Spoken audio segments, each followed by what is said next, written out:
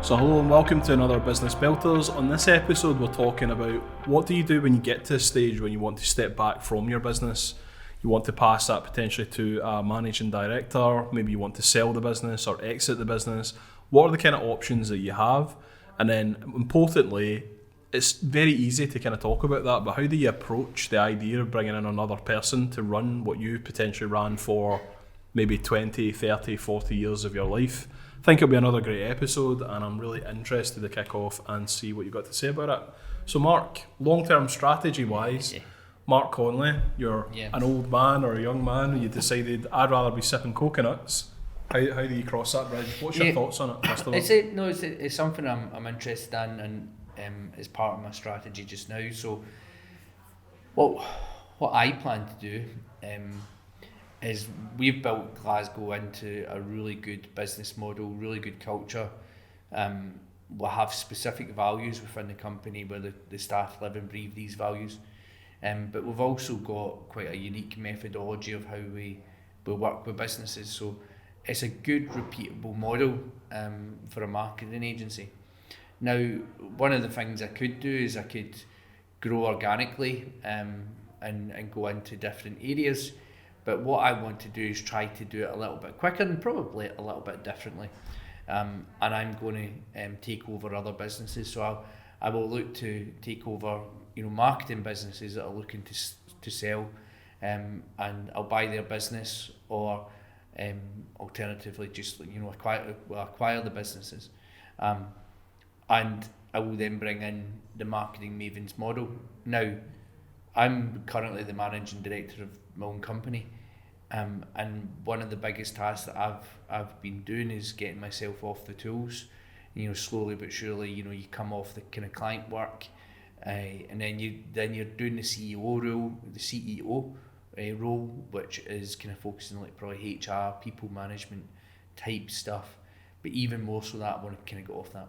Now, if I then take over a business in London, who's going to be the managing director in Glasgow? But then who's going to be the managing director in London? Because it's going to be hard for me to jump between two offices, back and forth to do that. So one of the things that I as part of the business model and the way that I'm going to do the strategy is actually have a managing director go into these companies as well, and start kind of managing these companies with that, and then kind of further, that's a big it's obviously a big factor on hiring that sort of MD, but then I think in the long term strategy with this, I then have a massive kind of leadership team, and when I am then kind of looking to go and sip the water or whatever mixer I've got out of coconuts, then I will be looking to essentially liquidate my assets. Now, I'm not 100%. It's a funny one because it's a long time.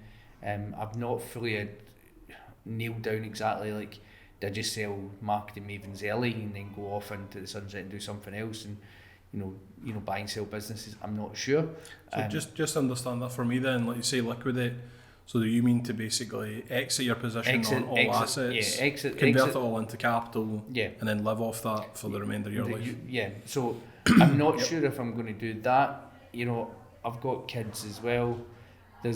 And that's where maybe where I've not nailed it down, because if they were to say I want to take over a marketing mavens or whatever, that's where I'd probably then I'd like it to be a family business, and be a generational business. I would love that to happen. So that would probably be what I would do, and I would pass over the business to that and do some sort of shareholder sort of agreement from there with marketing mavens, because as I said in previous ones, I'm taking equity in other businesses and I don't see money ever being an issue, as long as I'm taking something out and I can retire on the thousands of pounds that I'm taking out multiple different businesses. So there's never that's never a big problem. But if I do it the way like where I'm taking it out, I then need to make sure that I have that,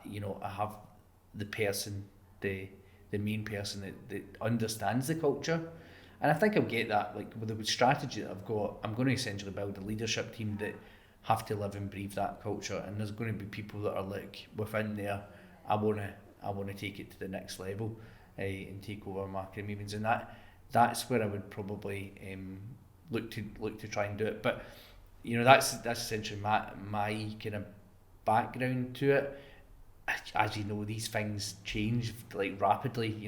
Probably in 2 years time, I'll be like, I've got some investors and non-exec directors, and I'm selling it tomorrow. We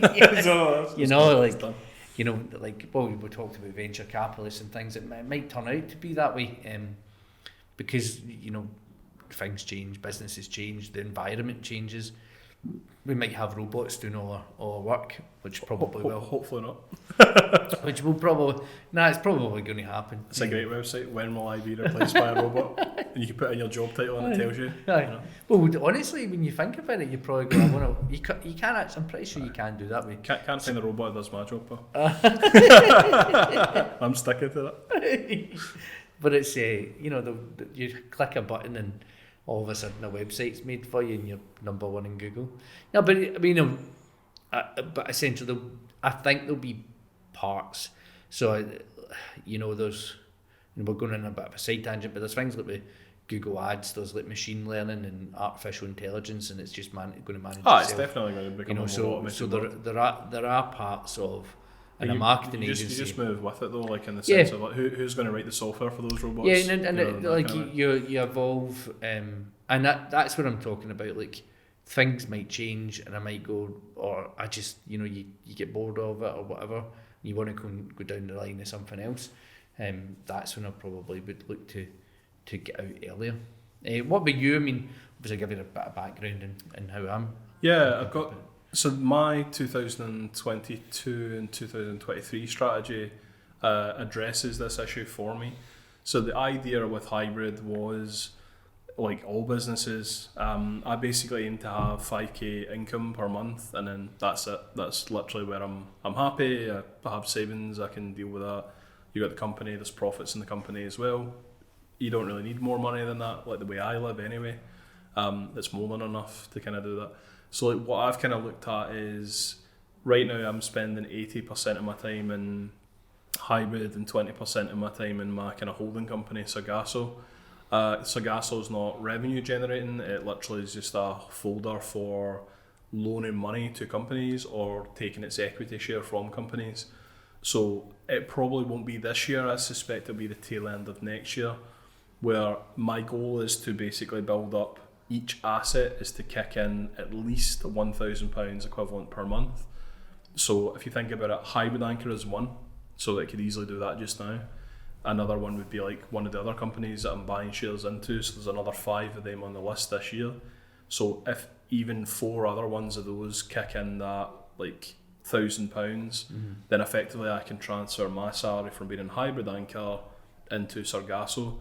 So what I'm doing just now is I'm basically building a bridge, and I'm building it as like kind of bricks. So as I take £1,000 from here, I create 2 salaries, and then the intention is that I will give basically up to about 4,000 I will give as an MD salary, and I'll hire a managing director for Hybrid Anchor specifically, at which point it turns into one of the other types of company. So in much the same ways, I'm not looking to supplant the managing director or the driver of the business. So where our models differ slightly is, you were talking about like buying the business and then you would hire an MD. With the way that I'm looking to take equity, the manager remains intact. So I don't need to find an MD, the business comes along with one. And then with the businesses that I own, I basically take myself away from being the MD and I hire one into those companies. So it's not to say that I wouldn't still retain my shareholding in that company. I can own the company 100%. And I could even say to them, like, look, here's a percentage in addition to your salary. So you've got 40k, sorry, not 40k, you've got 4k per month in addition to a percentage of profit share based on your performance as an MD. I move over into Sargasso, and then let's say you've got 30 companies paying £1,000 a month into that folder, I'm only taking 5, which means that the rest of that can kind of cycle back round. Longer term, that's why I kind of want to do that, is I kind of feel that by doing this, I can then flip that ratio where 80% of my time is spent in Sargasso and building up the group's holdings, rather than in a company sort of like building the agency. I think that I'm a good person to kind of like get the business to a certain scale, and then I'm quite happy for someone else to come in and run it and continue to build it. And I'm interested by the problems and the challenges that are faced by group companies, like in the sense of when you invest into somebody, all their problems become your problems, and it's really interesting sort of like mining your way through there, going, oh, I know a good solution to that one, and oh, there's a wee trick I can show you with this, and it's quite exciting. So I think I want to spend more of my energy there. Longer term, another differentiator is I don't intend to sell my portfolio what it is. I would rather convert it into a trust. And then to do that, so when I take equity in a business with a business partner, I actually make sure that there's shareholders insurance, and it means that let's say we were 50-50 in, you know, hybrid Mavens, this new entity, like whatever it is in the middle. If I died, the insurance will basically pay my family for my shares, but you would then take 100% shareholding in the company, so it wouldn't affect you from forging ahead and looking after the staff. But it also means that my family gets what they need, which is the kind of classic chestnut of, I've passed away, all of a sudden you're faced with someone that doesn't look like me, it's maybe a son or a daughter or a wife, and they're kind of saying like, I just want my money. And you're kind of going, staff to cover, like, I don't really give an F, I want no money. That's not to say that's the way they are, but that's the way a lot of non-business people are. So I think like I've kind of got like really paranoid about layers of redundancy. So I think about like, in the event of my death, what happens? In the event of like I migrate over to here, how does the MD come about? So I've tried to like build it like that. But the idea would be that the businesses would transfer into trust, and it means that my kids don't get hammered for the inheritance tax, and that will provide them an income basically for the remainder of their life, should they want it. What we do at that stage, I'm not sure, because it depends. Like, some people don't like the idea of that. It's like a handout, and you know, you've got the Warren Buffett way of it. Should you not give all your wealth away to some kind of charity? I kind of like the idea that my family would benefit for the kind of hard work that I put in. I'd like it to kind of go to them if I can. But I certainly don't want them to get like horrendous tax through inheritance tax, because it's like, well, here's like a fraction of a fraction of a fraction, because we've decided that's the way it's been registered. But trusts are really good for that. Yeah. No, it's something I've heard a lot about with like trusts and things like that, especially with like getting hit with inheritance tax. You know, it's generally people with money that have talked about kind of getting trusts and all that sort of stuff. You know, it's an interesting topic. So, you know, with a kind of managing director, you know, what is there obviously a bit of communication back and forth regarding the terms of engagement, of like how you would work together? So you were kind of talking about like, you know, you're going to get kind of with problems and challenges and stuff like that, but you're just looking for them to do the day-to-day role. Well, I think it's like I give my drivers like full anatomy, like, so they have autonomy to do what they want. So if I invested in Mavens and we were 50-50, you would have complete carte blanche to do what you want. So if you felt the best thing for you to do is invest in this ad campaign or whatever it is, you wouldn't need to come to me and say, I want to spend 500. I don't care. Like, I didn't hire you to micromanage you. I'm quite comfortable. Some investors aren't comfortable with that though, and they're like, I need to know. Like, anything above this level, you better tell me what you're spending. Yeah, you know? I suppose it's easy you say that, but I think that's like in a perfect world. But you know that those people are different. Definitely. And like I would probably find that a lot of the managing directors, as like staff, they will constantly like, oh, I've got this thing and we've got this Google ad thing, and I was going to, you know, spend £1 million budget, but I just wanted to check, is it okay? Like, yeah, it's okay. Do it. This is your job to do. I had a conversation like this with another investor quite recently. We had a lunch, and we were kind of having a chat about it, and he'd mentioned that they were on a building project. So they were building like a big complex, like a big massive building, and the staircase had been fitted wrong, so it was like a huge issue. The guy came to him and was like, oh my god, what are we going to do, in all this kind of way. And it's like, he was kind of talking about it in the sense of like, it honoured him that they came to him with the problem, like, you know, you're going to solve it. And I says, yeah, I'm quite the opposite to that. Like, I would rather play that in the sense of like, that's a good point. And you go, I don't really know anything about staircases. Who's on the team that's the most qualified person? Like, oh, well, George, but he's off. You're like, probably wouldn't mind a wee call on his day off if it's, you know, that important. Like, this sounds pretty freaking important. Like, the client's going to go ballistic if the stairs don't get fitted. So they phone him, they solve it, blah blah blah. So the problem gets solved. So what I've really done there is I've kind of sidestepped the ownership of what that is. And some businesses, I can see that it's very difficult for them to disconnect, and I actually get it, asked it all the time. Like, I got asked it with one of the recent investments, and they were kind of saying like, right, and then when we've got this kind of pot of money and it's for investment back in the business, like the third, you want to know how that's spent. And I'm like, I'm not bothered. Like, I'm not bothered. Like, I'm not investing in you to babysit you or micromanage you or make you feel inferior. Or if you are stuck, like, as in, oh my god, the world's in a pandemic, we're having to shut the restaurant, I'm really stressed out, I don't know what to do, that's fine. I want that door to be opened, but if I kind of open it too wide, I'm going to end up with a job. And I've said that to the kind of companies I invested in, like, I've already got a full-time employment, I've got like a focus over here, I can't be in this every single day. I can't talk to you every day, indefinitely every day. If you need me, I'll be there for you, but it's like, it's you that's been trusted to do it. And the same way with the MD, really what I'm doing is turning the MD into one of those people where I'll actually take an MD probably from another company that's an employee, and I'll give them the opportunity to do this as there, and then print their own sort of vision on top of what's happening with it.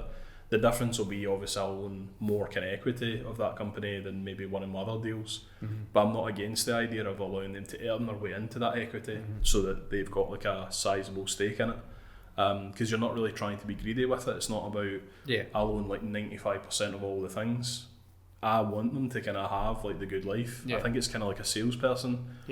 If they're like cutting about and they've got a nice Rolex and a nice car and a nice house and, you know, a designer dug and all the kind of stuff that they want in their life, that's great, because it means that they're really happy, and people go, oh, I'm a managing director of whatever it is. And I know lots of managing directors of companies that they don't own here in Glasgow. They're happy because they do have that autonomy to do their job.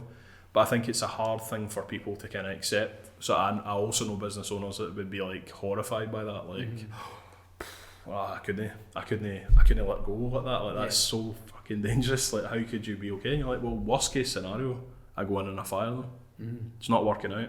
You're mental. You need to go. And then they go. You know. So that's always there. But I wouldn't be sitting like kind of. What are you doing? 2 hours on his lunch.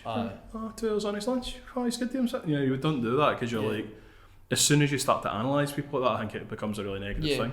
So one of the books I read, or definitely suggest that a lot of people would read it, is E-Myth Revisited, which is really good.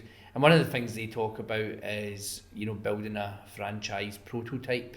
It's not necessarily building a franchise, but, you know, building your business that you don't need to be in it. You know, essentially building it in such a model that, I mean, that's essentially what I'm kind of looking to do, is build it in such a model I don't actually need to be there. You know, everybody else is kind of running within there. Now, I think, you know, what we're talking about there, having that terms engagement, I think that's, you know, vitally important if you were hiring some, you know, if there's a managing director there, or if there's kind of the equity in the business is there. Well, for me, from when I'm trying to take over marketing agencies, I suppose,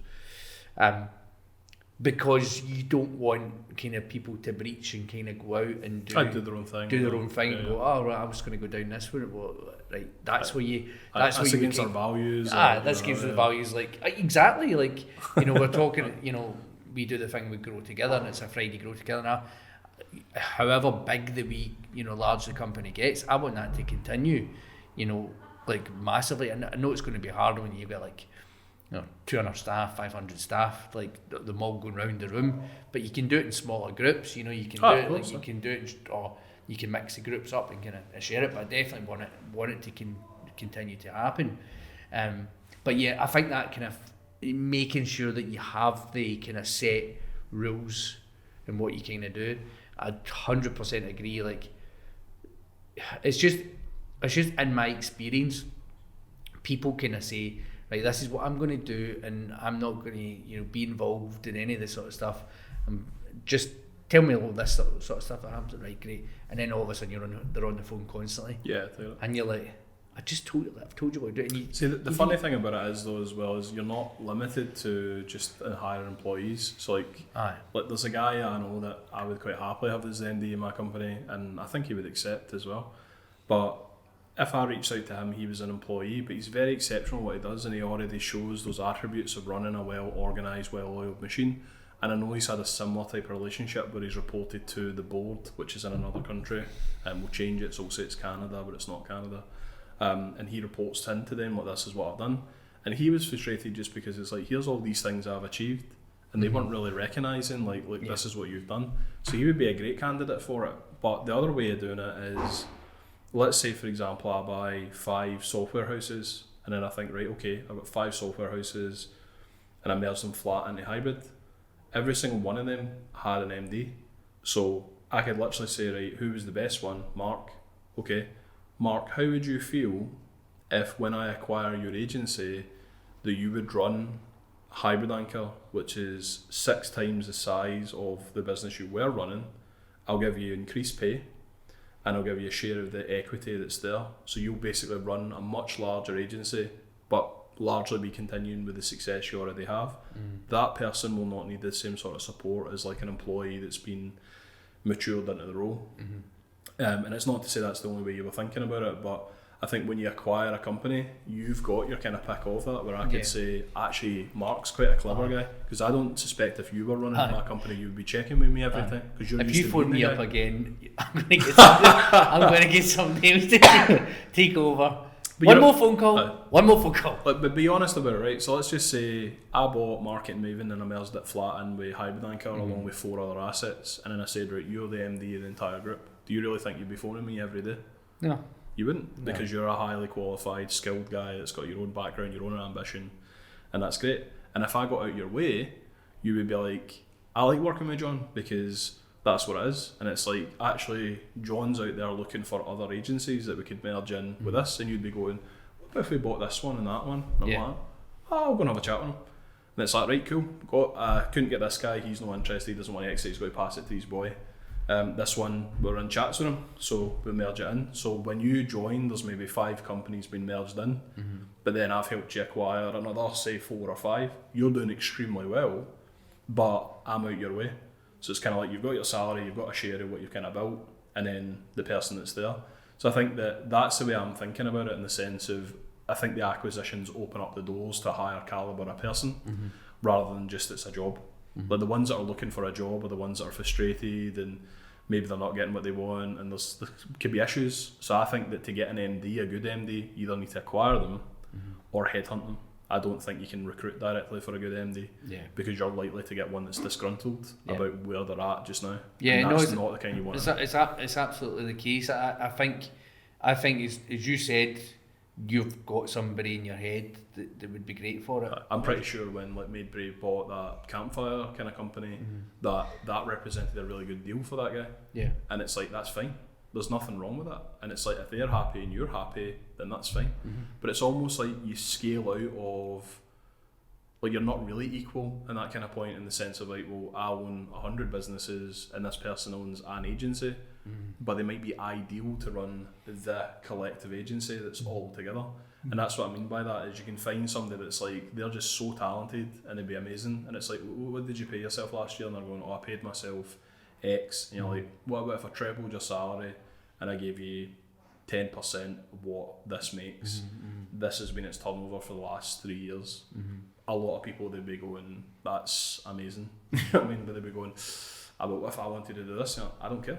You do whatever you want to do with it. I already trust you because I've seen your track record with this. All I'm doing is giving you a bigger asset. It's a bigger sandpit to play in. Rather than sort of like, I wouldn't do that. There's lots of things my staff do that I wouldn't do, but I try not to get too tied in it, because I'm like, it'll drive me mental. You know what I mean? If I'm going like, I'd have sent this email, or that should have been a phone call, and you're going, it kind of stifles your growth. So I was thinking with the MD, I'm most likely to try and get them through acquisition, or headhunting somebody that's like I want a killer. I want somebody that's Oh, like, absolutely. you know, it's like an absolute animal. I want somebody that like embarrasses me, as if in the sense of like, you know, see if you'd been focusing on hybrid anchor full time instead of doing what you were doing. This is what you would achieve. You know, high five, amazing. There's your check. I'm happy. You know, like that's great. And I'll be the first person to champion them and say, you know, we pass the reins to them. They're the person running it. They're amazing, superstar. And if I can help them by acquiring things or putting stuff their way and deals and stuff like that, all the better. Yeah. But I think that's my kind of thought on it. And it will be a kind of challenge for it. But I was thinking by the end of, not this year, but next year, is when I would kind of like to start to line up for an MD. Because I think by then Sargasso will be very much an autopilot. We're already kind of close to being there just now. But I think it's smarter to kind of bank up money in Sargasso and allow it to get like beyond the scale of what it would need to sustain me sitting on top of it. Yeah, amazing. That's been another great topic again as part of this series. So what would you say your business belter is for today? So business belter for me is, a lot of people don't think about exit. I think it's important to think about it, like what would you want to happen? Especially if you've got family and stuff like that, is to try and think, well, what happens when I die? What happens to the business? Who protects the staff, the clients? These people have made a commitment. So you might have a 12-month project, and then if you passed away, it's like, is that going to get seen to completion? Or would it just be, game's a bogey, the company's closed, you didn't get lucky that time? Like, I think having a plan about it and thinking intentionally about where do you want to end up in your life. Some people want to retire. I don't want to retire. I'd rather get carried out the work in a casket. But that's cool. Some people want, you know, that kind of way. I don't enjoy time off. I just don't. If I'm on holiday, I'm thinking, right, when am I back to work? Yeah. Because I love what I do. Yeah. But, you know, I don't have anything against it. I'd love to just be able to sit and read books and lecture and do these kind of things, but that's not really fulfilling enough for me to be stimulated. So I would say that's what it is. Like, think about what your exit is and then work backwards from it. Like, what would you need to change in your business to do it? It was this very podcast where I first thought about it, because I had an opportunity where I was being offered like a really nice director's kind of role, similar to what I was outlining there. And I thought I would take it, but I would put the MD in place in Hybrid Anchor. That's what spurred me to think of that. But then I thought, just because that deal is pushed down the road a wee bit, doesn't mean that I shouldn't do that anyway. And now it's part of my business strategy for it. So that would be my belter. What about you? It's amazing you were just saying that there about how you would get bored. I was listening to Elon Musk, and he was saying the exact same thing. He's like, he basically works in his company for like, it's like almost volunteers. He takes like less than minimum wage. He's like, I've got so much money, but I just love working. He's like, if I was just to sit in a beach somewhere, he says, I get so tetchy. That's not stimulating. It's not stimulating. I get so tetchy. And he's like, the best thing he ever does is being at work and just being involved in things and getting. And it's a good way to be. And you're probably, so you're like an Elon Musk. I wish. But yeah, I think my business belter is definitely about making sure, like, you know, if you're getting that, you know, MD role to sort of take over your business, you know, and if you're essentially exiting your business, you need to make sure that you pinpoint and you mark the right person. And even when you've done that, the biggest thing is you need to make sure that there's a terms and engagement and whatnot there. You don't want to be getting contacted every 2 seconds by them, and having that real, here's all the things that you can come and contact me about, and these are all the things that you should just go out and do. This is your full responsibilities. Yep. And I don't want to hear about it unless there's like a major problem. So that would be mine. So again, thank you very much for tuning in to the series about long-term business strategy. I've been thoroughly enjoying it. I know John has. It's really good to be kind of getting into the nitty-gritty of this. It's something as well that I don't think a lot of people talk about. There's not a lot of books about it. There's not a lot of articles out there about it, and it's good to start getting the conversation going. And that's essentially what we want you guys to do, is get the conversation going. You know, subscribe, let people know about the podcast, and maybe they will start talking about their stories. And it's all about trying to build this community. We would love the business builders community to get larger and larger, and hopefully get some of you guys on in the future if you have bought or sold a business as well. So without further ado, it's a goodbye from me. That's a goodbye for him. Thank See you. you guys.